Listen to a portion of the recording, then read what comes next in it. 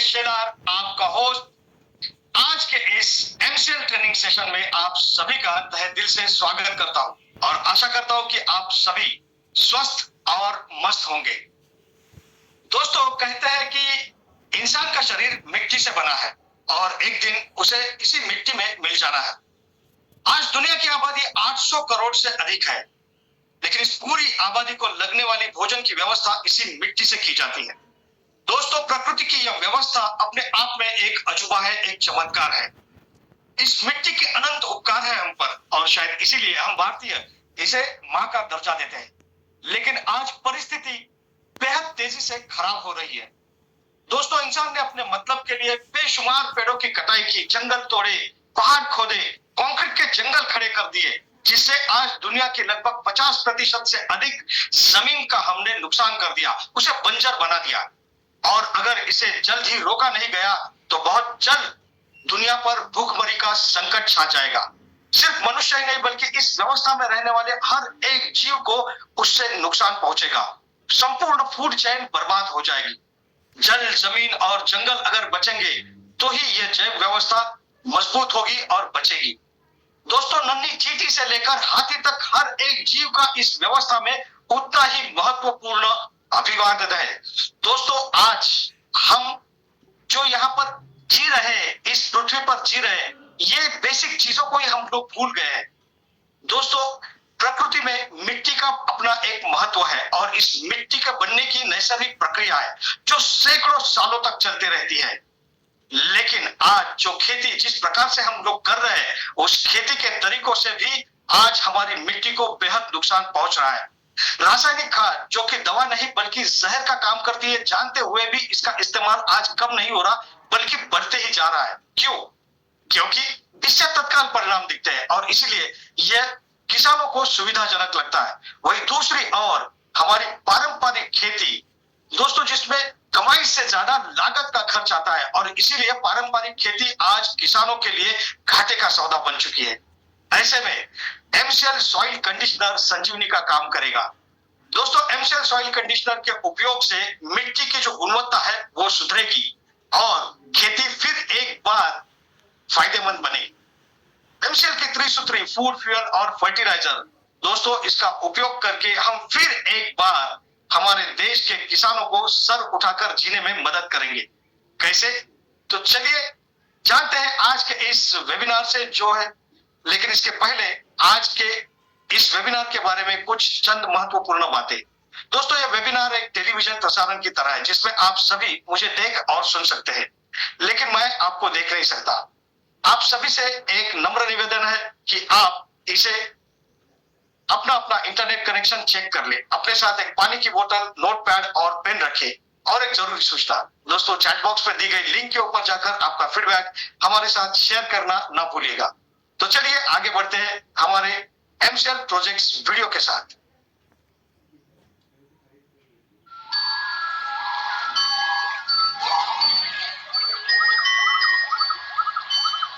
सृष्टि के निर्माण से लेकर अब तक हम इंसान विकास की एक उल्लेखनीय यात्रा कर रहे हैं। हम हमेशा नई चीजों को खोजकर, बदलती परिस्थितियों में खुद को ढालकर दुनिया में औद्योगिक क्रांति लेकर आए हैं। अब हमारी मौलिक जरूरतें सिर्फ खाना, कपड़े और छत नहीं रही, उसमें ईंधन भी जुड़ चुका है। और इस ईंधन की जरूरत को पूरा करने के लिए भारत करोड़ों रुपए खर्च करके दूसरे देशों से एलपीजी आयात करता है, जबकि यही आयात की हुई एलपीजी गैस दुनिया में धमाके और आग जैसी घटनाओं का सबसे बड़ा कारण है। जान का धोखा मानकर भी जरूरतमंद जब एलपीजी खरीदने निकलता है तो एलपीजी के दाम आसमान छू रहे होते हैं। भारत में लगभग 43% घरों में खाना बनाने के लिए साफ ईंधन भी नहीं मिलता और इस आंकड़े में 75% घर गांव और छोटे शहर के हैं। इसलिए जरूरतमंद प्रकृति का सहारा लेते हैं, लकड़ी का इस्तेमाल ईंधन के रूप में करते हैं। पर लकड़ी का इस्तेमाल करके खाना बनाने वाली हमारी माँ और बहन उस लकड़ी के हानिकारक धुएं का शिकार बन जाती है। उन्हें आंखों में खिंचाव, श्वसन समस्याएं, दमा और फेफड़ों के संक्रमण जैसी बीमारियों का सामना करना पड़ता है। हमारी माँ ने भी इन सारी परेशानियों का डट के सामना किया है और इन बीमारियों से लड़ते देखना हमारे लिए भी बहुत मुश्किल था।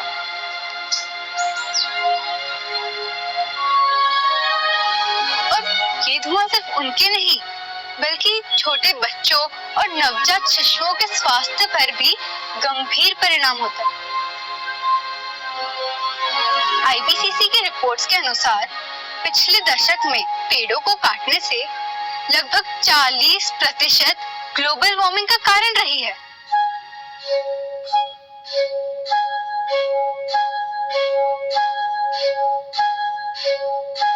पर्यावरण और मानवीय जीवन का ये बुरा हाल हम देख नहीं सके, इसलिए हमने पर्यावरण को बचाने के लिए नैसर्गिक तरीके से एक नया मानवीय आविष्कार बनाया है, एम कुकिंग सिस्टम।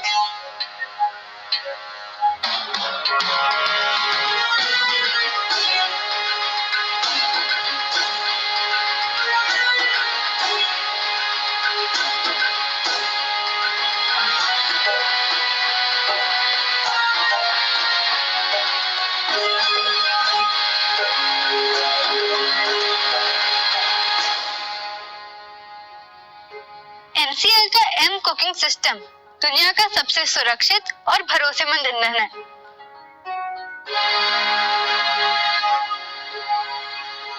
ये नेपियर घास से बनता है। नेपियर घास को काट कर नैसर्गिक तरीके से सुखाने के बाद इसे एक नया आकार दिया जाता है।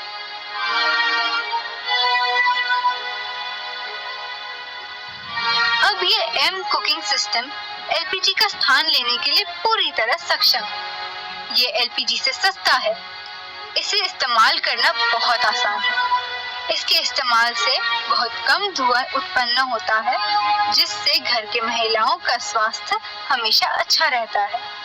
इसमें सल्फर वायु नहीं होती, इसलिए इसके इस्तेमाल से पर्यावरण को कोई हानि नहीं पहुंचती। इसकी खेती से गांव के किसानों को पैसे और युवाओं को रोजगार के नए अवसर मिलते हैं। एमसीएल के इस्तेमाल से हमारा भारत देश ईंधन के क्षेत्र में आत्मनिर्भर बन सकता है।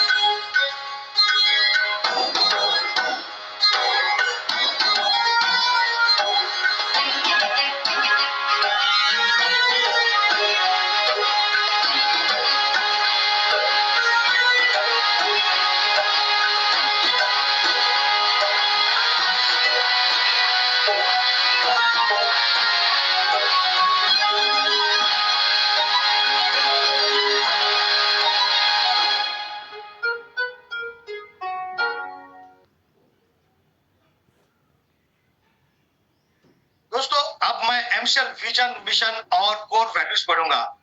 आप सभी से ये गुजारिश है कि आप इसे मेरे साथ दोहराएं, जिसके लिए आप सभी के सामने एक स्क्रीन शेयर की जाएगी। तो चलिए पढ़ते हैं एमसीएल के लिए शपथ।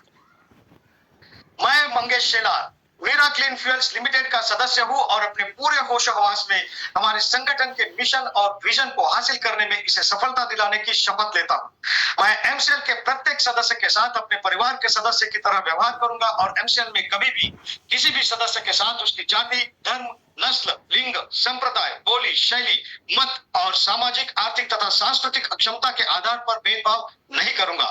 मैं संगठन के मिशन को हासिल करने के लिए कड़ी मेहनत करूंगा और अपने संगठन को समृद्ध बनाऊंगा।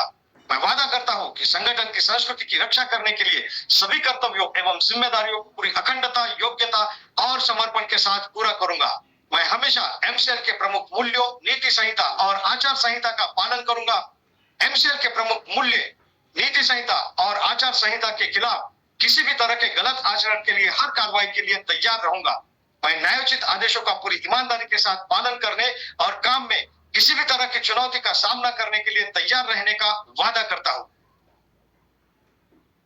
एमसीएल विजन 2030 तक भारत को ईंधन के क्षेत्र में आत्मनिर्भर बनाना। लक्ष्य एमसीएल एक ऐसी मूल्य श्रृंखला विकसित करने के लिए प्रतिबद्ध है जो ऊर्जा, पर्यावरण और आम लोगों को सशक्त बनाने के लिए समर्पित है। बुनियादी मूल्य नवाचार, कुछ नया करना है तो पुराने तौर तरीकों से काम करना बंद करें।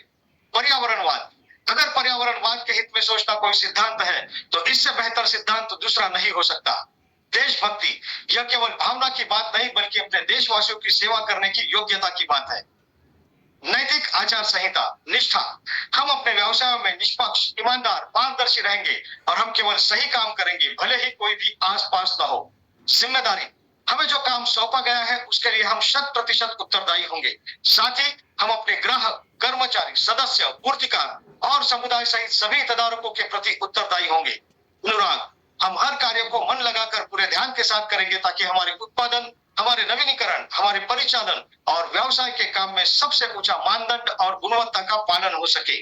आदर, अपने सभी हितधारकों के प्रति हम हमेशा विनम्र और भरोसेमंद बने रहेंगे ताकि अपने हर चरण में अपनी प्रगति कर सके। मानवता, हम अपने व्यवहार से यह दिखलाएंगे कि हमारा एक ही धर्म है, मानवता की सेवा।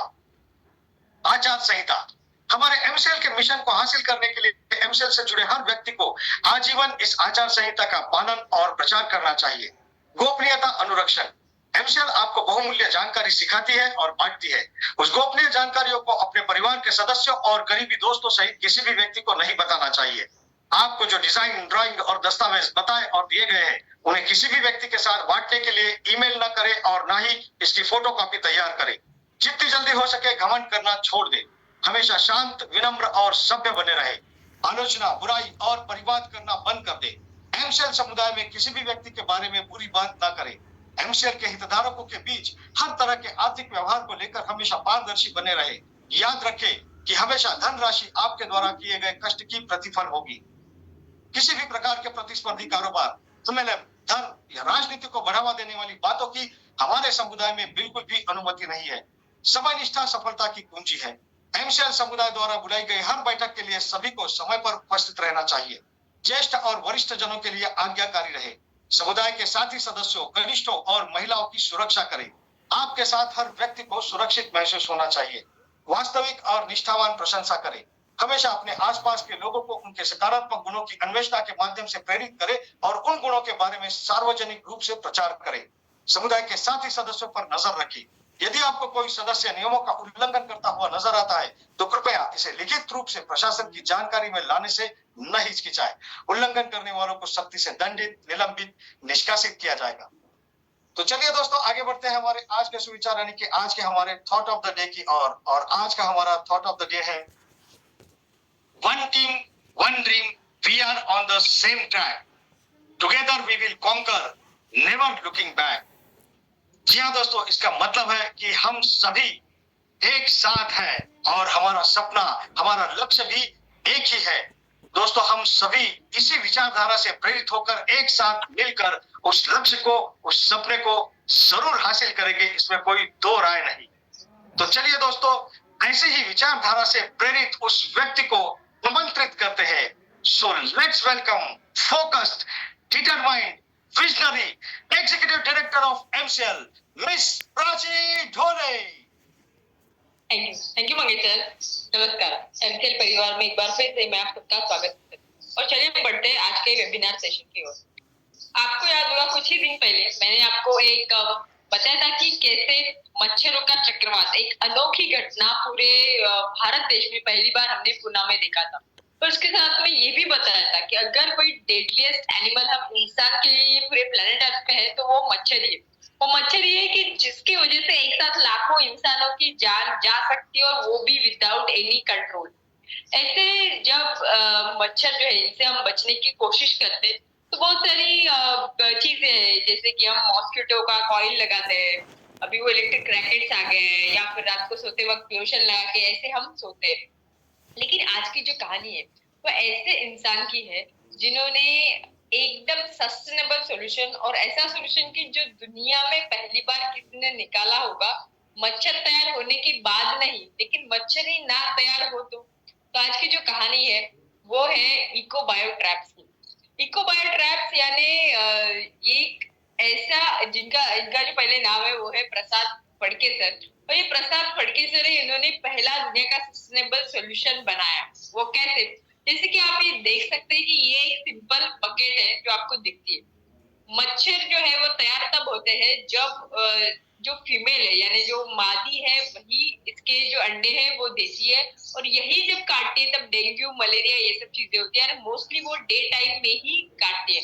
अभी इन्होंने ऐसा एक बकेट बनाया जो कि 100% सस्टेनेबल पल्प से बना है, और ये बनने के बाद में उन्होंने उसमें साफ सुथरा पानी डाला है, और इसके अंदर एक स्ट्रिप है, बायोकेमिकल से वो बनी स्ट्रिप है, जो कि वो लार्वे जो रहते हैं छोटे छोटे बच्चे उनके लिए वो खाना है।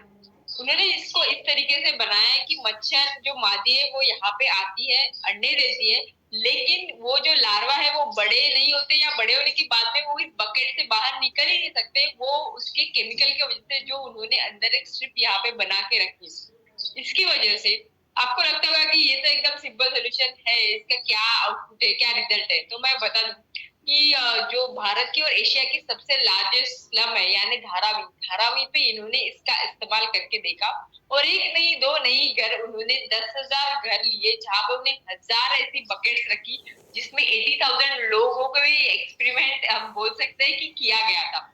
उसका रिजल्ट ये आया कि 70% लोग जो है मतलब जो इसमें जाते थे, मेडिकल में जाते थे या डॉक्टर के पास जाते थे फॉर डेंगू मलेरिया, ये सब चीजें 70% से रिड्यूस हो गई। इस सॉल्यूशन के लिए उनको कई इंटरनेशनल एंड नेशनल अवार्ड्स मिले हैं, और वो इंटरनेशनली इसके लिए रिकॉग्नाइज हुए। तो ये थी आज की कहानी कि कैसे सिंपल नेचर को साथ में रखते हुए, नेचर को मिमिक करते हुए हम सस्टेनेबल सॉल्यूशन दुनिया को बता सकते हैं, जो भी हमारे सामने कोई चैलेंजेस आए। चलिए हमें बुलाते हैं ऐसे इंसान को कि जो प्रॉब्लम को हमेशा एक चैलेंज करके कंसिडर करते हैं, और जब भी इनके सामने कोई भी चैलेंज आता है तो उनके पास एक ताकत है कि वो 100% फोकस रह के वो चैलेंज का सॉल्यूशन निकालते हैं। और ऐसे लाखों में नहीं करोड़ों में कई ऐसे कम ही लोग होते हैं कि जो ये कर सकते हैं, और वही लोग जो है पूरी दुनिया में एक एम्पायर बनाने की ताकत रखते हैं।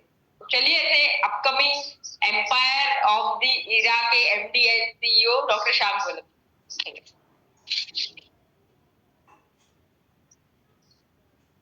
Thank you madam. दोस्तों नमस्कार, मैं डॉक्टर श्याम गोलप फिर से एक बार आपका इस ट्रेनिंग सेशन में स्वागत करता हूं। मैं आशा करता हूं कि आप सभी लोग स्वस्थ हैं और आप अपने साथ अपने परिवार का यानी घर का परिवार और एमसीएल परिवार दोनों का ख्याल रख रहे हैं। मैं ये भी उम्मीद करता हूं कि आप सभी लोग 1 घंटा बहुत अच्छी एक्सरसाइज कर रहे हो, अपने हार्ट अपने लंग को मजबूत कर रहे हो और अपने इम्यूनिटी को बढ़ा रहे हो। तो चलिए शुरुआत करते हैं आज के इस सेशन के साथ। दोस्तों बहुत बार ऐसा होता है कि हम कई महत्वपूर्ण शब्दों का बार बार उसका जिक्र करते हैं, उसका उपयोग करते हैं। हम उन शब्दों को, उनके संकल्पनाओं को बहुत अच्छी तरह से जानते भी हैं, उसका महत्व समझते हैं, लेकिन उन चीजों के जो बेसिक कंसेप्ट होती है, बेसिक सिद्धांत होते हैं, मूल सिद्धांत होते हैं, उसके बारे में हमें ज्यादा जानकारी नहीं होती। और ये मूल सिद्धांत, ये बेसिक चीजें, उन कंसेप्ट्स के बारे में ये जानना समझना बहुत जरूरी होता है। इसलिए नहीं कि इससे हमारा सिर्फ नॉलेज बढ़ता है, लेकिन इन चीजों से कई सारी चीजें हम सीख सकते हैं, जिसे हम अपनी जिंदगी, अपना जीवन, अपना समाज बेहतर कर सकते हैं। तो ऐसा ही एक शब्द है जिसको बार बार हम इस्तेमाल करते हैं, वो है ecosystem, environment, eco friendly, eco sensitive, ecological, ऐसे कई सारे शब्दों का हम इस्तेमाल करते हैं। लेकिन एक्चुअली क्या है इकोसिस्टम के, एक्चुअली बेसिक सिद्धांत क्या है, इसके बारे में शायद हमें ज्यादा जानकारी नहीं होती, लेकिन बहुत जरूरी है इसको समझना, बहुत जरूरी है इन सिद्धांतों को समझना, क्योंकि ये सिद्धांत हमें अपने जीवन में एक अच्छी दिशा दर्शक दे सकते हैं। ये सिद्धांत हमारे जीवन को, हमारे समाज को एक बेहतर समाज, एक बेहतर जीवन बना सकते हैं। तो चलिए समझते हैं, चलिए जानते हैं इसके बारे में। सबसे पहले तो सिस्टम, इकोसिस्टम में होता है एक सिस्टम। ये शब्द तो हम कई जगह पे इस्तेमाल करते हैं, बार बार इस्तेमाल करते हैं। गवर्नमेंट का एक सिस्टम, प्राइवेट वाले कंपनियों का एक सिस्टम है, स्कूल में जाते तो स्कूल का एक सिस्टम है, कॉलेज का एक सिस्टम है, लोगों के लिए जो सार्वजनिक परिवहन है उसका एक सिस्टम है। तो सिस्टम का मतलब क्या है? तो सिस्टम का मतलब होती है व्यवस्था। और व्यवस्था किस लिए होती है? तो व्यवस्था होती है लोगों के लिए। और इस व्यवस्था, हर एक व्यवस्था का एक उद्देश्य होता है कि जिसके लिए वो व्यवस्था बनाई गई है, बनाई जाती है। तो वैसे ही एक व्यवस्था इस कुदरत ने, इस धरती माँ ने बनाई है। वो व्यवस्था, जिस व्यवस्था का उद्देश्य है कि वो इस धरती में जितने जीव है, जितने यानी चींटी से लेके हाथी तक जितने भी अलग अलग तरह के प्राणी हैं, या हर तरह की वनस्पति, एक पेशे वनस्पति, अलगे से लेके बड़े बड़े पेड़, इन हर एक जीव का ख्याल रखने के लिए प्रकृति ने एक व्यवस्था तैयार की, और उसी व्यवस्था को हम कहते हैं इकोसिस्टम। इस तरह की व्यवस्था प्रकृति ने की है कि उस व्यवस्था में हर एक जीव की जो जरूरत है वो पूरे हो। कैसे पूरे हो? तो सस्टेनेबल पे, हमेशा आता है, पूरी जिंदगी भर, जीवन भर वो जीव, उसको जो जो जरूरत लगती है वो इस व्यवस्था में पूरी हो। इसका पूरा ख्याल प्रकृति ने, धरती माँ ने इस व्यवस्था में करके रखा है, और इसीलिए ये उनके हर चीज पूरी होनी चाहिए, उनकी हर जरूरत पूरी होनी चाहिए, सस्टेनेबल वे में पूरी होनी चाहिए। इसके लिए उन्होंने इस व्यवस्था में एक परिस्थिति का निर्माण किया है, और उस परिस्थिति को हम कहते हैं पर्यावरण, उस परिस्थिति को हम कहते हैं एनवायरनमेंट। तो बेसिकली इकोसिस्टम प्रकृति ने तैयार की हुई एक व्यवस्था है, जिस व्यवस्था में एक परिस्थिति है जिसे हम एनवायरनमेंट कहते हैं, और उसका एक ही लक्ष्य है कि हमारे हर जीव का ख्याल रखना। लेकिन सबसे अच्छी बात यह है कि ये जो व्यवस्था है, ये जो प्रकृति ने तैयार किया हुआ इकोसिस्टम है, ये सिर्फ जीवित, ये जीवों का ख्याल नहीं रखता।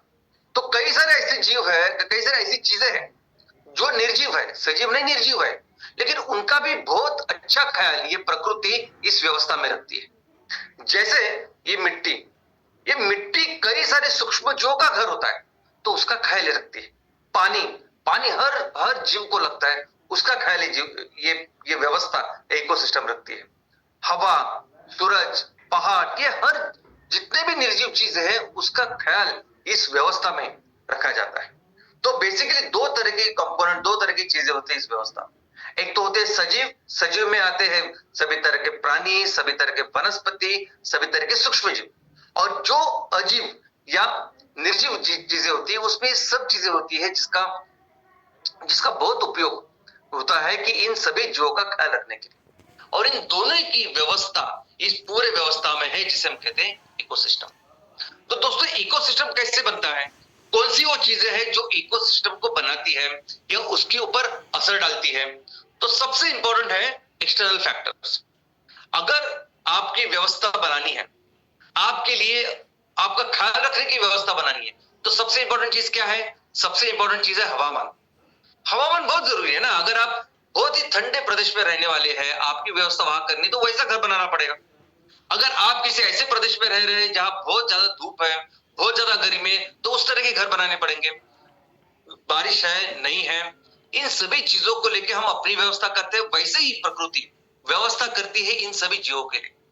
और उसका सबसे इंपॉर्टेंट जो डिटरमाइनिंग फैक्टर होता है, जो चीज होती है जिसके ऊपर ये व्यवस्था होती है, वो होती है हवामान। उसके बाद होता है पेरेंट मटेरियल, यानी जिस सॉइल के ऊपर या जिस जमीन के ऊपर ये व्यवस्था है, वो जमीन ऐसी ओपन भी हो सकती है, पानी के नीचे भी हो सकती है। तो वो जमीन, वो पत्थर जिसके डिकम्पोजिशन के बाद वो मिट्टी तैयार होती है, वो पेरेंट मटेरियल भी बहुत इंपॉर्टेंट होता है कि उससे वो व्यवस्था बने। और तीसरा होता है जियोग्राफी, टोपोग्राफी। जियोग्राफी यानी ये जो व्यवस्था बनानी है, उन जीवों का ख्याल रखने के लिए व्यवस्था बनानी है, वो कहाँ है? वो किसी पहाड़ के ऊपर है, या किसी जमीन के ऊपर है, या वो किसी स्लोप के ऊपर है। तो ये जो जियोग्राफी है, ये भी बहुत जरूरी है कि इस व्यवस्था बनाने के लिए। अब ये जो चीजें हैं, ये असर करती है कि कौन सी तरह के जीव वहां रहेंगे, कौन सी तरह के अलग अलग सूक्ष्म जीव वहां रहेंगे। इनफैक्ट अगर आप देखोगे तो कई सारे ऐसे जीव हैं जिनके अलग अलग क्लाइमेटिक अनुसार उनके अलग अलग स्पेसीज है। यानी अगर आप देखोगे तो हमारे जो शेर होते हैं, तो एशियन शेर अलग होते हैं, एशिया में जो रहने वाले, भारत में रहने वाले शेर अलग होते हैं, और साइबेरिया में जब बहुत ठंड होती है वहां शेर अलग होते हैं। जो ठंड प्रदेश में होते हैं वहां के जो जीव होते हैं उनके लिए एक स्पेशल अरेंजमेंट कुदरत करती है, जैसे उनको लंबे लंबे बाल होते हैं ताकि वो उस एनर्जी को रोके और अंदर के टेम्परेचर का ख्याल रख सके। दूसरी वो चीजें हैं जिससे इकोसिस्टम बनती है, वो इंटरनल फैक्टर्स, यानी एक बार व्यवस्था करने के बाद जो अलग अलग कंपोनेंट है वो अपना काम किस तरीके से कर रहे हैं, वो भी एक इंपॉर्टेंट चीज होती है कि जिससे ये व्यवस्था बनती है। अभी माइक्रो ऑर्गेनिज्म का काम है डिकम्पोजिशन, रिसाइकलिंग, वो अपना काम कितना एफिशिएंटली कर रहे हैं, ये इंपॉर्टेंट फैक्टर होता है कि जिससे ये इकोसिस्टम तैयार होता है। दोस्तों, तो इस इकोसिस्टम के बेसिकली 4 अलग अलग कंपोनेंट हैं। किसी भी व्यवस्था में, इस प्रकृति ने बनाई हुई व्यवस्था में 4 अलग अलग चीजें होती है। सबसे पहले 2 चीजें कौन सी होती है? तो जैविक घटक और अजैविक घटक। जैविक घटक में हमने देखा कि सभी तरह के प्राणी, सभी तरह के वनस्पति और सभी तरह के सूक्ष्मजीव, सूक्ष्मजीव एक तो वो प्राणी का सूक्ष्मजीव हो सकता है, एक पेशीय प्राणी या एक पेशीय वनस्पति हो सकती है, सभी तरह के बैक्टीरिया, वायरस सभी इसमें आते हैं। और दूसरे जो होते हैं वो अबायोटिक यानी निर्जीव, और इसमें होती है मिट्टी, पत्थर, हवा, पानी और धूप। तो ये 2 कंपोनेंट है, लेकिन जिसके ऊपर ये इकोसिस्टम बनती है, जो बेसिकली इस इकोसिस्टम कैसे बनेगी इसका ये डिटर्मिनेशन करते हैं, वो है इनों में इन सभी चीजों के बीच में होता हुआ इंटरेक्शन। यानी अगर अलग अलग तरह के वनस्पति या अलग अलग तरह के प्राणी उस व्यवस्था में रह रहे हैं, तो वो एक दूसरे के साथ उनका क्या इंटरेक्शन, एक दूसरे के साथ कैसे सहजीवन में वो रह रहे हैं, किस तरह के रिलेशन उन दोनों में है, ये डिसाइड करता है कि किस तरह का इकोसिस्टम बनेगा। एट द सेम टाइम अगर एक वनस्पति है, एक प्राणी है, एक दूसरे के साथ उनका कैसे इंटरेक्शन है, वो भी डिसाइड करता है कि इकोसिस्टम कैसे बनेगा। इसके आगे जाके सजीव और निर्जीव, इन दोनों के बीच में जो इंटरेक्शन होता है वो भी डिसाइड करता है कि ये इकोसिस्टम किस तरह का होगा। लेकिन इसके अलावा इंटरेक्शन विद इन देम, यानी ये सब जो चीजें हैं जो अपना काम कर रही है, इनके अंदर भी, इनके स्वयं अंदर भी एक इंटरेक्शन हो सकता है। जैसे कोई बहुत बड़ा जीव है, हाथी है या बड़ा कोई जीव है, उसके अंदर, जैसे हमारे अंदर भी कई सारे सूक्ष्म जीव हैं, तो उनके अंदर भी सूक्ष्म जीव होते हैं, तो वो अंदर का अपने सूक्ष्म जीव कैसे काम करते हैं उसके ऊपर डिपेंड होता है कि वो बड़ा जो जानवर है वो कैसे काम करेगा। तो उनके बीच के जो इंटरेक्शन है ये भी बहुत जरूरी होते हैं, जो उस इकोसिस्टम को डिफाइन करते हैं। तो दोस्तों, ये जो व्यवस्था है, ये जो इकोसिस्टम है जो कुदरत ने तैयार की है हर जीव का ख्याल रखने के लिए, वैसे तो इसके कई सारे प्रकार, अलग अलग तरह के इकोसिस्टम हो सकते हैं। यानी अगर आप देखोगे तो एक बहुत बड़ा पेड़ भी अपने आप में एक इकोसिस्टम है। जहां भी स्थानिक परिस्थिति जैसी होती है उस तरह से ये प्रकृति अपने चेंजेस करती है ताकि वो वहां के हर जीव का ख्याल रख सके।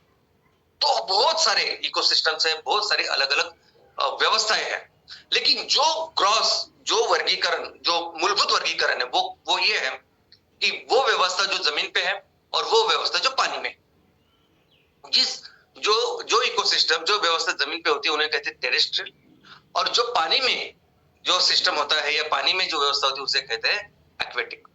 अभी इसके भी हर चीज के, यानी जमीन के ऊपर और पानी के ऊपर भी कई सारे उसके वर्गीकरण है। कई सारे देश, कई सारे यूनिवर्सिटीज अलग अलग तरह का उसका वर्गीकरण करते हैं, लेकिन जो ऐसा वर्गीकरण जो पूरे दुनिया में माना जाता है, स्कूलों में हम जिसको पढ़ते हैं, वो एक सिंपल सा वर्गीकरण है जिसमें जमीन के ऊपर जितने इकोसिस्टम है, व्यवस्था है, वो 4 अलग अलग व्यवस्था में जाती है, और पानी की जो व्यवस्था है वो 4 अलग अलग इसमें जाती है। इसका मतलब टोटल 8 ऐसे अलग अलग इकोसिस्टम हमें स्कूल में पढ़ाए जाते हैं। चलो उसके बारे में समझते हैं, सिंपल चीजें समझते हैं। तो सबसे पहले जमीन के ऊपर जो व्यवस्था है, जमीन के ऊपर जो इकोसिस्टम है, सबसे महत्वपूर्ण, सबसे इंपॉर्टेंट उसमें व्यवस्था है फॉरेस्ट की, जंगल की व्यवस्था। अभी जंगल को कैसे डिफाइन करेंगे हम, किसको कहते हैं जंगल? तो जंगल उस चीज को कहते हैं, उस जमीन के पृष्ठभाग को कहते हैं कि जहां बहुत से कम जगह पे बहुत बड़े बड़े पेड़ या बहुत ज्यादा ऐसी वनस्पति होती है, उसे जंगल कहते हैं। और ये दुनिया के लिए, पृथ्वी के लिए, देश, यूनाइटेड नेशंस के लिए, हर के लिए बहुत इंपॉर्टेंट है। हर देश कोशिश करता है कि ये जंगल, फॉरेस्ट का कवर उसके देश में ज्यादा हो। पूरी दुनिया कोशिश करती है कि इस दुनिया में ये प्रकृति में ये फॉरेस्ट का कवर ज्यादा हो, क्योंकि इसकी वजह से कई सारे फायदे, बायोडायवर्सिटी है या बहुत सारी चीजें होती। कम समय में, कम जगह में आपको बहुत सारी वनस्पति दिखती है, बहुत सारे प्राणी होते हैं, माइक्रो ऑर्गेनिज्म होते हैं, उनके इंटरेक्शन होते हैं, और उसके कई सारे फायदे हमारे मनुष्य को भी और पूरी दुनिया को होते हैं। तो इस जंगल के लिए अपना एक खुद का इकोसिस्टम है जिसे जंगल का इकोसिस्टम कहते हैं। लेकिन ये जंगल भी कई तरह के हो सकते हैं, इसके भी अलग वर्गीकरण ऐसा है कि उष्णकटिबंध वाला जंगल, समशीतोष्ण कटिबंध वाला जंगल या बहुत ठंडा जो प्रदेश है वहां भी अपना अपना जंगल होता है। हर जगह छोटी सी जगह पे ज्यादा वनस्पति होती है, तो उसके अनुसार अलग अलग तरह के फॉरेस्ट के इकोसिस्टम्स। दूसरा है ग्रासलैंड। दोस्तों, ऐसी जमीन की जहां मैक्सिमम या प्रोमिनेंटली ग्रासेस यानी घास है, जैसे हमारा नेपियर ग्रास है, वैसे कई तरह के लोकल ग्रासेस होते हैं और उनसे वो पूरी जो जमीन है वो रहती है। ऐसे दुनिया में लगभग 25% जो जमीन है वो ग्रासलैंड है और इस ग्रासलैंड में भी कई सारे जीव हम देखते हैं। तो इनका एक अलग इकोसिस्टम, एक अलग व्यवस्था एक कुदरत ने इसके लिए भी बनाई। इसके अलावा तीसरा है माउंटेन यानी पहाड़ों वाला इकोसिस्टम। अभी जब पहाड़ की परिस्थिति बनानी है, पहाड़ पे व्यवस्था बनानी है, तो उसके टेम्परेचर, क्लाइमेट के अनुसार फिर वहां के जीव, उनका अपीयरेंस, ये सब चीजें होती है। चौथा है डेजर्ट यानी चौथा है रेगिस्तान वाला इकोसिस्टम। रेगिस्तान वाला इकोसिस्टम भी प्रकृति इस तरह से बनाती है ताकि वहां के जो क्लाइमेट है, जो जरूरत है, उसका ख्याल रख सके और उसी के अनुसार वहां प्राणी, वहां वनस्पति और सूक्ष्म जीव पाए जाते हैं। इसके अलावा पानी की जो है, पानी से रिलेटेड भी 4 अलग अलग ऐसे इकोसिस्टम है। सबसे पहले तो फ्रेश वाटर में एक है लोटिक इकोसिस्टम, यानी ऐसे पानी की व्यवस्था जहां जो पानी बहता हुआ है। और ऐसा बहुत अच्छा एग्जांपल है नदी, उपनदी या छोटे छोटे जो उसके स्ट्रीम्स होते हैं, ये सभी इस इकोसिस्टम में आते हैं। तो ये कुदरत उस बहते हुए पानी में कौन सी तरह के जीव रहते हैं, बहते हुए पानी में कौन सी तरह की वनस्पति होती है, उसका कैसे ख्याल रखना है, उसके लिए क्या करना है, ये सभी चीज इसमें पाई जाती है। दूसरा है लेंटिक यानी ऐसे पानी, ऐसा फ्रेश वाटर जो एक जगह ठहरा हुआ है। इसका मतलब है तालाब, जैसे तालाब। तो तालाब में भी अगर आप देखोगे तो तालाब में एक अलग तरह की वनस्पति आपको दिखेगी, तालाब में अलग तरह के प्राणी आपको वहां दिखेंगे, अलग तरह के सूक्ष्म जीव वहां देखेंगे। तो अपने आप में एक तालाब की एक अलग व्यवस्था है। इसके अलावा तीसरी जो व्यवस्था है पानी की, वो है वेटलैंड यानी वो जमीन और पानी के बीच वाला ऐसी अवस्था है कि जिसमें जमीन के ऊपर पानी एक तो बहुत गहरा नहीं होता बिल्कुल, और दूसरी बात एक तो रहता है, हो सकता है कि कुछ महीने के लिए रहे या हो सकता है कि कुछ सालों, पूरा साल वो रहे, लेकिन बहुत ही कम सुपरफिशियल ऐसा पानी रहता है। और ये दुनिया का सबसे सेंसिटिव ऐसे इकोसिस्टम या पर्यावरण की जो व्यवस्था है वो मानी जाती है, क्योंकि हम जो भी नुकसान कर रहे हैं पर्यावरण का या इस क्लाइमेट का, सबसे इंपॉर्टेंट, सबसे इमीडिएट असर अगर किसी के ऊपर होता है तो होता है वेटलैंड। इसके अलावा ऑफ कोर्स समंदर का इकोसिस्टम। दोस्तों, हमारी इस दुनिया के ऊपर 71% पृष्ठभाग, सरफेस जो है वो समुद्र है। तो समुद्र में तो इतने अलग अलग तरह के इकोसिस्टम है, यानी साइंटिस्ट लोग कहते हैं कि इस समुद्र के अंदर जितने जीव है हम 20% भी नहीं अभी तक समझ पाए हैं।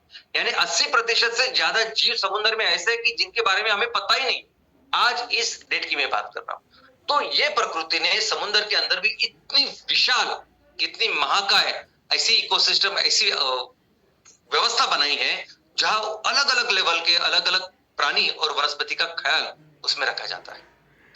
दोस्तों, ये सभी जो अलग अलग इकोसिस्टम्स है, ये जो व्यवस्था कुदरत ने बनाई है, ये हमेशा चलती रहे, यानी करोड़ों सालों से एक तो चलती आ रही है और हमेशा चलती रहे, ऐसे सिद्धांत के ऊपर चल रही है। और ये सभी व्यवस्थाएं इस तरह से कुदरत ने बनाई है कि वो हमेशा के लिए आगे भी चलती रहे। तो कैसे बनते हैं, कैसे होती है ये व्यवस्था सस्टेनेबल? तो सस्टेनेबल के जो प्रिंसिपल है वो एकदम सेम है हर जगह। हम कहते हैं कि हमारी पृथ्वी 450 करोड़ साल से चलती आ रही है। अभी 450 करोड़ साल से जब ये चलती आ रही है, तो इसका मतलब यह है कि इस पृथ्वी के ऊपर जितने भी जीव है, जितने भी वनस्पति, प्राणी, सूक्ष्म जीव, सब कुछ है, इनकी जो जरूरत है वो बार बार सस्टेनेबल वे में पूरी हो रही। और बेसिक जरूरत क्या होती है? बेसिक जरूरत 2 चीजें होती है, एक होती है ऊर्जा और एक होता है पोषक तत्व, जो इन चीजों को लगते हैं। तो ये ऊर्जा और पोषक तत्व बार बार इस पृथ्वी के ऊपर तैयार हो रहे हैं, वो उसका उपयोग किया जा रहा है, बाद में फिर से वो मिल रहे हैं।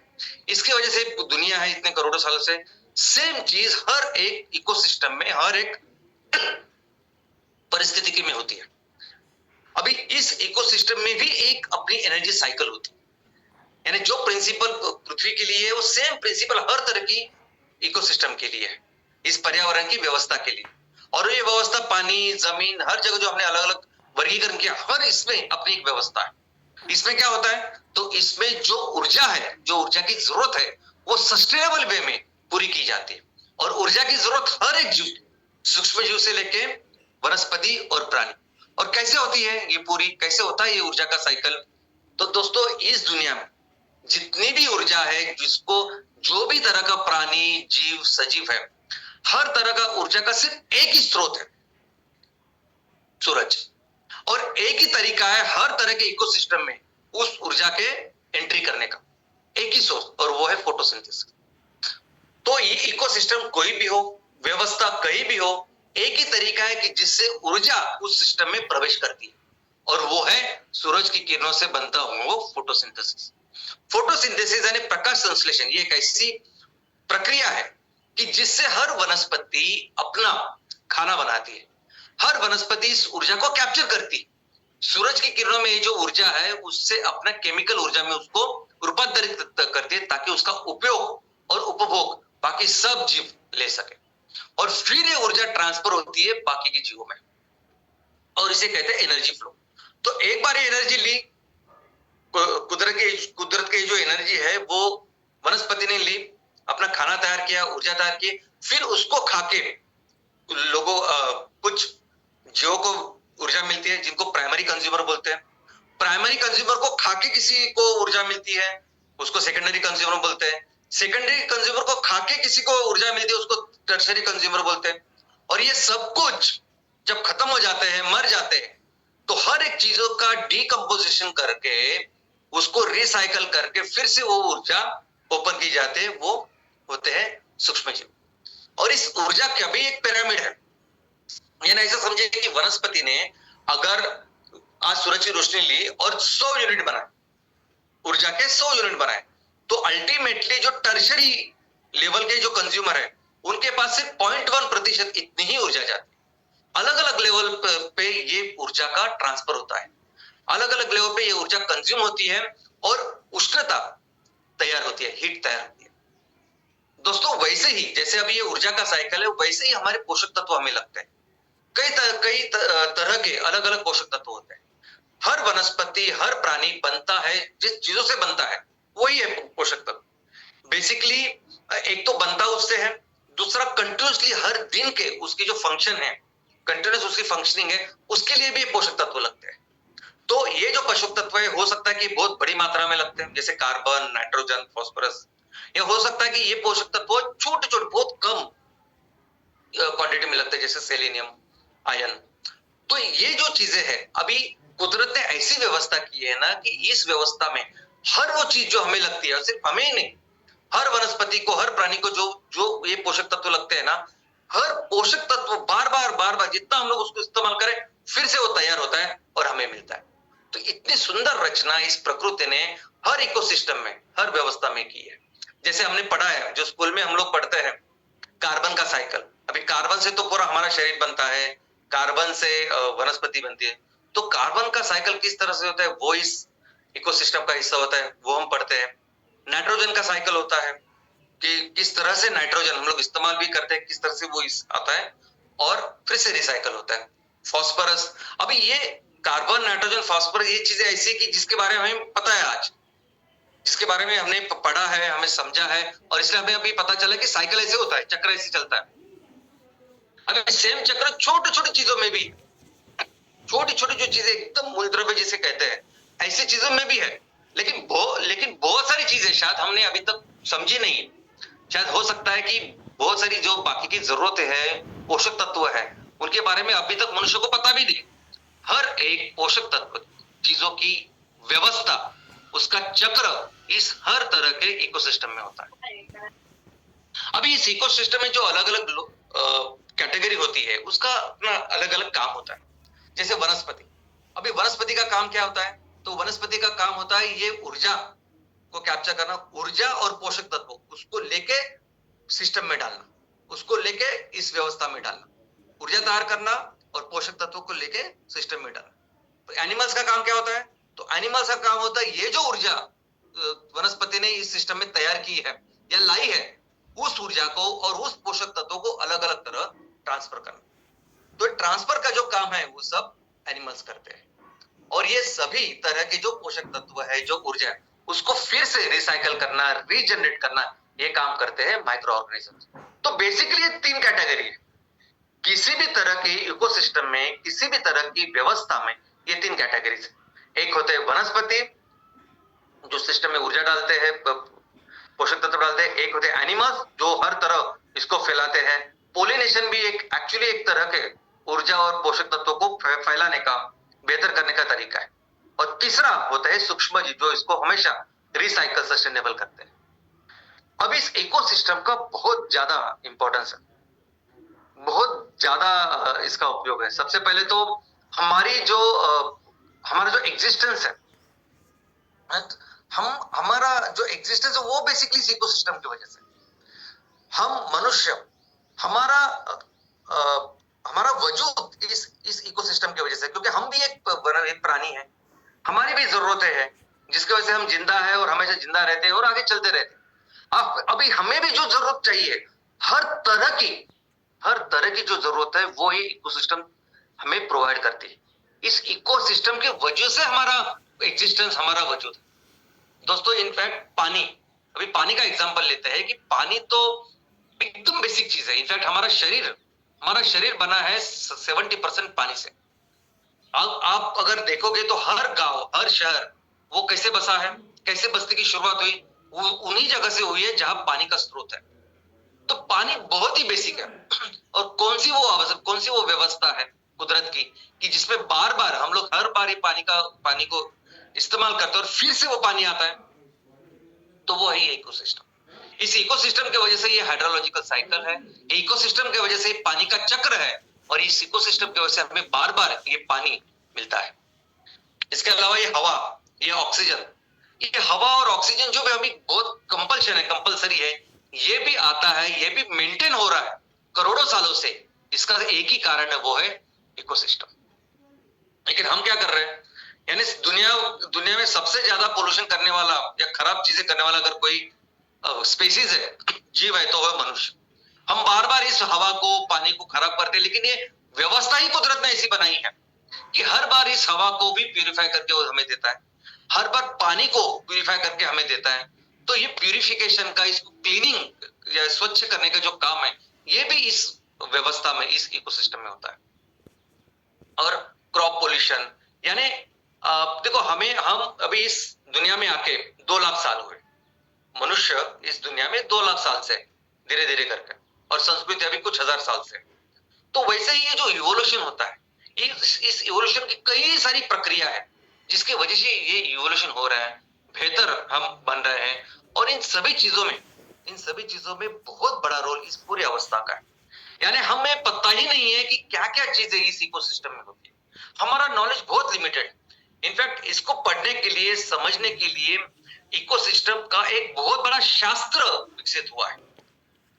आज भी अगर आप देखोगे तो इकोसिस्टम में हम क्या सीख सकते हैं, पढ़ सकते हैं।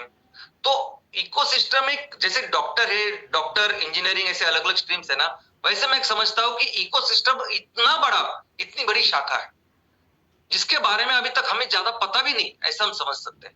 और इतने विशाल इकोसिस्टम के बारे में एक प्रेजेंटेशन में कुछ बताना, ये तो मुमकिन ही नहीं। लेकिन आज एक सीख इस इकोसिस्टम की मैं आपके सामने रखना चाहता हूँ। बहुत इंपॉर्टेंट, बहुत जरूरी ऐसी सीख है इस इकोसिस्टम की, इस व्यवस्था की। ये व्यवस्था जो है ना दोस्तों, इस कुदरत ने जो बनाई है, ये ना हमेशा डायनामिक होती है, कंटिन्यूसली गतिशील होती है, क्रियाशील होती है। हमेशा इसमें कुछ ना कुछ क्रिया, गति चलती है।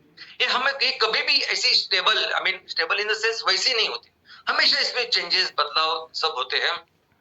और ये गति और ये कृति ये हमेशा चलती रहती है।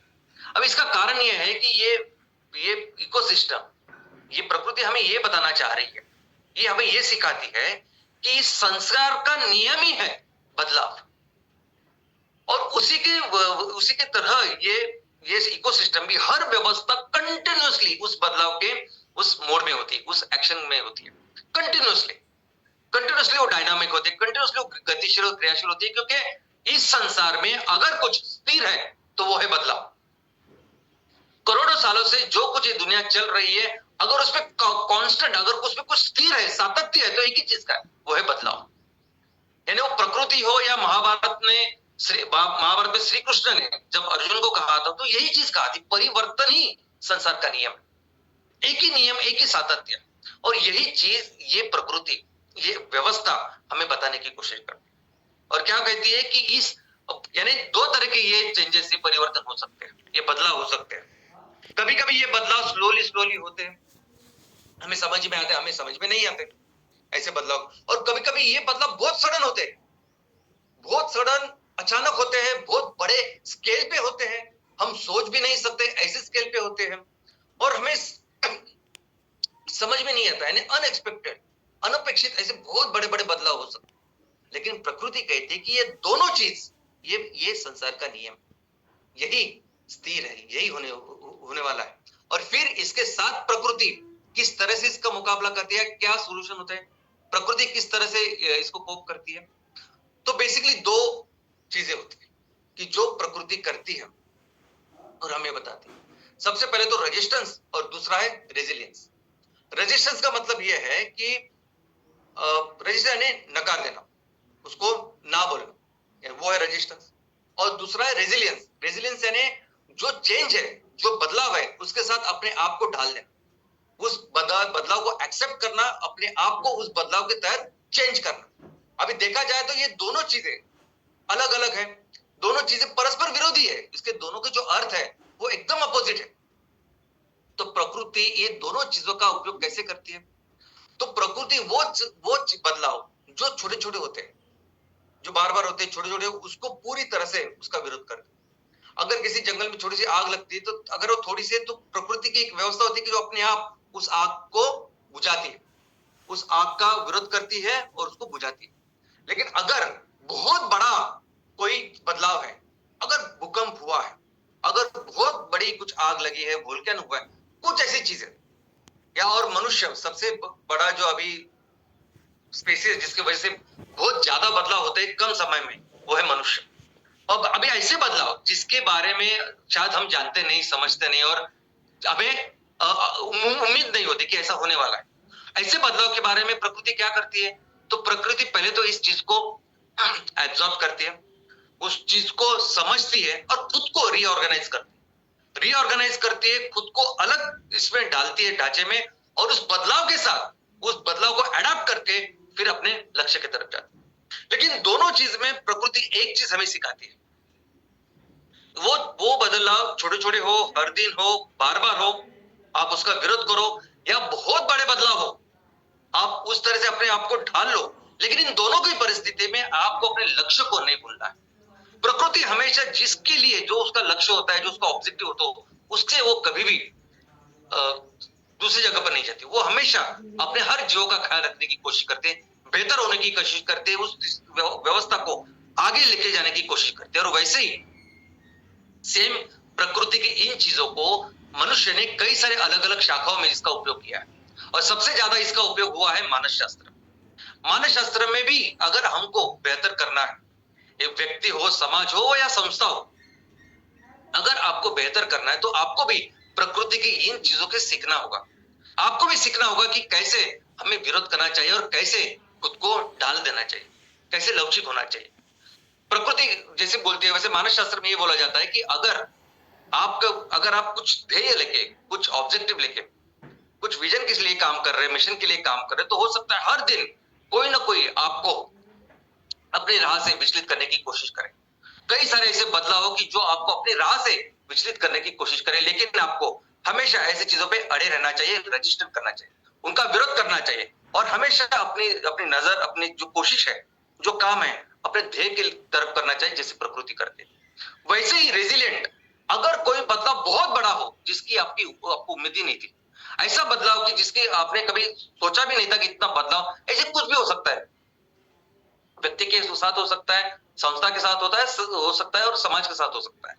तो ऐसी परिस्थिति में पहले उसको समझो, उसको जानो क्यों हुआ, उसको रिस्पॉन्स करो, और बाद में खुद को ऑर्गेनाइज करो, खुद को रीऑर्गेनाइज करो, खुद को उस चेंज को अडॉप्ट करो। लेकिन किसी भी परिस्थिति में, यानी वो बदलाव छोटा हो या बदलाव बहुत बड़ा हो, अपने लक्ष्य से आपको नहीं हटना है। आपको अपने लक्ष्य की तरफ काम करना है।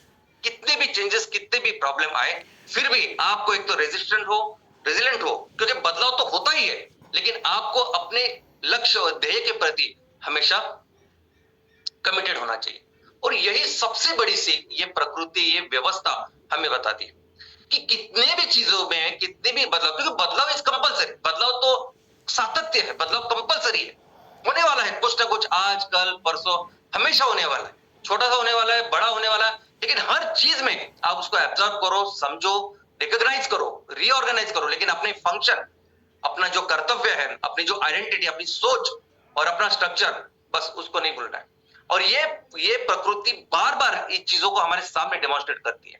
यानी अगर आप देखोगे तो प्रकृति हर जगह, यानी आप कभी कभी उम्मीद नहीं करते, ऐसी चीजों में प्रकृति अपने आप को दिखाती है, दर्शाती है।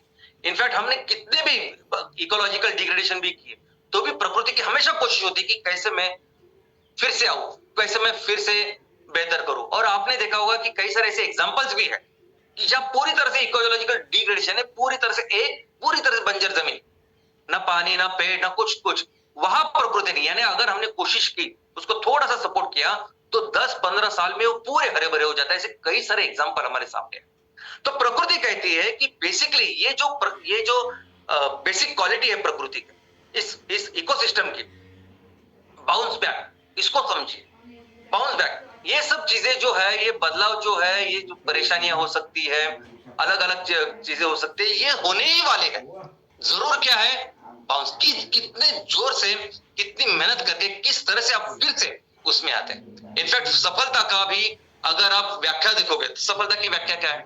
सफलता वो है कि जिसमें कितने भी ज्यादा बदलाव, कितने भी संकट, कितने भी प्रॉब्लम आने के बाद कितने जोर से आप खुद फिर से उस ध्येय की तरफ काम करते हो, कितने जोर से खुद को, कितने स्ट्रांगली आप आते हो और उस लक्ष्य की तरफ काम करते, यही है सफलता। क्योंकि जो चीजें होती है, जो बदलाव, जो चेंजेस होते हैं, वो हर एक के साथ होते हैं। आज दुनिया की सबसे बड़ी नंबर 1 कंपनी है एप्पल, लेकिन कुछ ऐसा वो टाइम था कि 6 महीने सिर्फ बचे थे कि वो एप्पल बंद होने वाली थी, लेकिन फिर एप्पल ने वो किया जो हम सब देखते हैं, दुनिया की नंबर 1 कंपनी। बस यही इंपॉर्टेंट है करने के लिए, और ये कंपलसरी, ये होता ही है। दोस्तों, ये जो प्रकृति है, ये जो इकोसिस्टम है, ये प्रकृति की जो व्यवस्था है, ये और एक चीज सिखाती है, वो है इक्विलिब्रियम, वो है संतुलन। प्रकृति की एक उद्देश्य होता है कि जिसके लिए प्रकृति के निर्माण, प्रकृति ने व्यवस्था तैयार की है, इकोसिस्टम तैयार किया है। चाहे कुछ भी हो जाए, लेकिन वो अपने इस लक्ष्य को, अपने इस उद्देश्य को नहीं छोड़ती। और इसके लिए सबसे जरूरी होता है कि उस व्यवस्था में संतुलन बनाए रखे।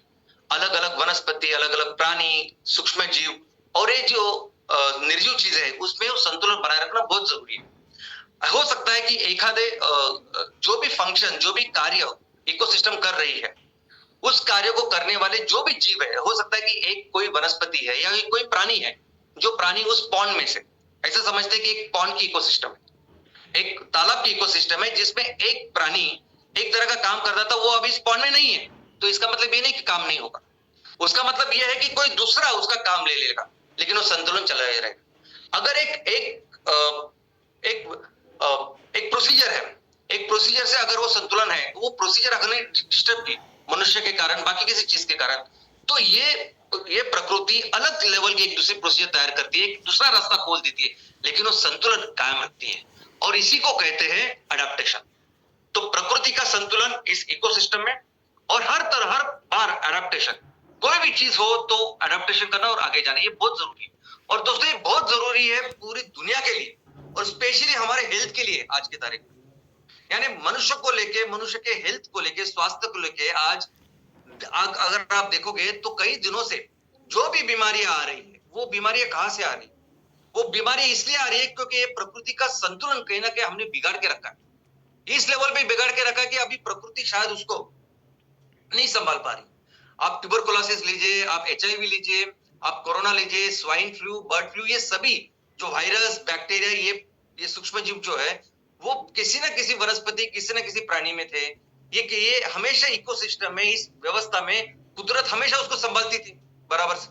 लेकिन हमने जो नुकसान किया है इस संतुलन का, उसके वजह से अभी वो अपना घर छोड़ के हमारे यहाँ आके बस रहे। कोरोना जैसे, स्वाइन फ्लू, बर्ड फ्लू जैसे, उनके नाम भी अगर आप समझोगे तो आपको पता चलेगा ये बर्ड से आ रहा है, वो रे स्वाइन से आ रहा है। तो ये प्रॉब्लम है कि जिसकी वजह से हम अभी इतने संकट में है, ये संतुलन बिगड़ने की वजह से। अभी इसका बहुत अच्छा एग्जांपल है मच्छर। जैसे मैडम ने कहा कि मच्छर, यानी ये मच्छर भी एक इस प्रकृति का, इस इकोसिस्टम का एक हिस्सा है, और प्रकृति को अच्छी तरह से पता है कि इसका संतुलन कैसे रखा जाए। बहुत बार ऐसे होता है कि जंगल में आप जाओगे लेकिन आपको एक मच्छर नहीं काटेगा, और बहुत बार ऐसे होगा कि किसी बहुत अच्छे बड़े बड़े शहरों में आपको इतने सारे मच्छर नजर आएंगे। दुनिया में सबसे ज्यादा लोग आज की तारीख में मरते हैं मच्छरों की वजह से, और वो भी इसीलिए क्योंकि हमने इस प्रकृति का संतुलन कहीं ना कहीं डिस्टर्ब किया है। तो दोस्तों बहुत जरूरी है इस प्रकृति का संतुलन भी हम बनाए रखें, और ये प्रकृति का संतुलन हम थोड़ा सा अगर उसके लिए हेल्प करें, उसका काम करें, तो ये प्रकृति में इतनी ज्यादा पावर है, ये रिजिलियंस है कि अपने आप वो बाउंस बैक करेगी। और ये प्रकृति को संभालना, उसको बेहतर करना हमारे अपने लाभ। अगर वो प्रकृति अच्छी रहेगी, अगर ये इकोसिस्टम, ये व्यवस्था अच्छी रहेगी, तो हम अच्छे रहेंगे, और तो हम फिर अपने देश को फिर से दुनिया की सबसे महान देश बना सकते हैं। जय हिंद, जय हिंद से।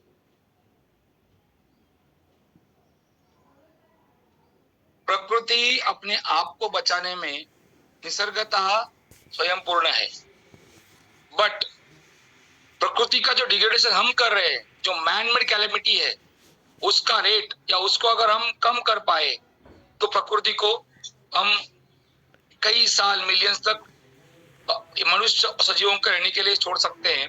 और उसके लिए हमें एक ईमानदार कोशिश की जरूरत है, और उस ईमानदार कोशिश का नाम है MCL। जी हाँ, गुड मॉर्निंग एमसीएल परिवार, और एक शुक्रवार शाम का ट्रेनिंग वेबिनार, हमारी सोच पे एक जोरदार प्रहार। जी हाँ, सोच के देखिएगा कि जो चीज हमसे हो सकती है अगर हम वो करें, ईमानदारी से करें, तो ये जो रहने लायक पृथ्वी है ये कई सालों तक रहने लग जाएगी। और उसके लिए हमें कोशिश करने की जरूरत, हमारे गांव में, हमारे तालुका में, हमारे जिले में, और जहां जहां पे हम जाएं, विश्व के उस हर हिस्से में हमारा ये थॉट बहुत जरूरी है, और थॉट के साथ इंसानुकृति होना जरूरी है। एक बहुत अच्छा सबक आज हमें शाम सर ने दिया है। प्राचार्य ने बताया है कि कैसे एक इंसान चाहे अपने लेवल पर, जिन्होंने जो मॉस्किटो हाइड्रा बनाया, तो उस तरह की सोच भी इस विश्व को बचा सकती है। और ये थॉट, ऐसी क्रांतिकारी थॉट भारत में आएगी तो भारत को तो और एक बार विश्व गुरु बनना ही बनना है। तो हमारा सबका जो ध्येय होना चाहिए वो ये होना चाहिए कि हम एक सोच पे कायम रहे और अपनी प्रगति करें। So thank you very much international परिवार for being here and understanding this important thought and imprinting on your brains. So जी हाँ, जय हिंद, जय MCL। Thank you very much doctor Lavesh sir, and thank you very much Prachi madam. दोस्तों मैं फिर एक बार आप सभी लोगों को याद दिलाना चाहता हूं कि चैट बॉक्स में जो लिंक आप लोगों के साथ में शेयर की गई है, उस लिंक के ऊपर जाकर कृपया अपना फीडबैक हमारे साथ शेयर करना ना भूलिएगा।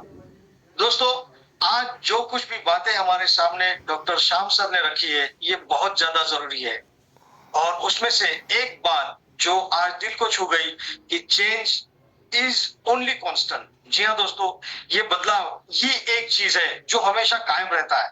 तो दोस्तों इसी बदलाव के साथ हम आने वाले दिनों में किस प्रकार से हमारे देश को, हमारे समाज को, हमारे पर्यावरण को, और साथ ही साथ संपूर्ण विश्व का भी हम कल्याण कर सकते हैं, और इसका माध्यम होगा MCL। ये सारी बातें जिस प्रकार से आज हमारे सामने रखी, उसके लिए मैं आप सभी की ओर से, संपूर्ण MCL परिवार की ओर से श्याम सर का यहाँ पर तहे दिल से शुक्रिया अदा करता हूँ। साथ ही साथ मैं शुक्रिया अदा करना चाहूंगा हमारे सारे MCL नेशनल सस्टेनेबिलिटी कंसल्टेंट्स, हमारे सारे MSS, हमारे सारे MVP, और हमारे सभी चैनल पार्टनर्स और सभी स्टेक होल्डर्स। जी हाँ दोस्तों, आप सभी लोगों का मैं दिल से शुक्रिया अदा इसलिए करना चाहता हूँ क्योंकि आप लोगों ने जो विश्वास हमारे MCL के इस विचारधारा के ऊपर दिखाया है, इसी की वजह से आज MCL यहाँ तक पहुंची है। और मैं ये विश्वास के साथ कह सकता हूँ कि दोस्तों इसी विश्वास के साथ हम आने वाले दिनों में हमने जो मिशन हाथ में लिया है, उस मिशन को कंप्लीट करके ही रहेंगे। सो थैंक यू वेरी मच फिर एक बार, और मैं आप लोगों से फिर एक बार दरख्वास्त करना चाहूंगा कि आप अपने परिवार का और समस्त एमसीएल परिवार की सेहत का ख्याल रखिएगा। और इसी के साथ आज का ये वेबिनार, ये सेशन यहीं पर समाप्त हुआ, ये मैं घोषित करता हूँ। धन्यवाद।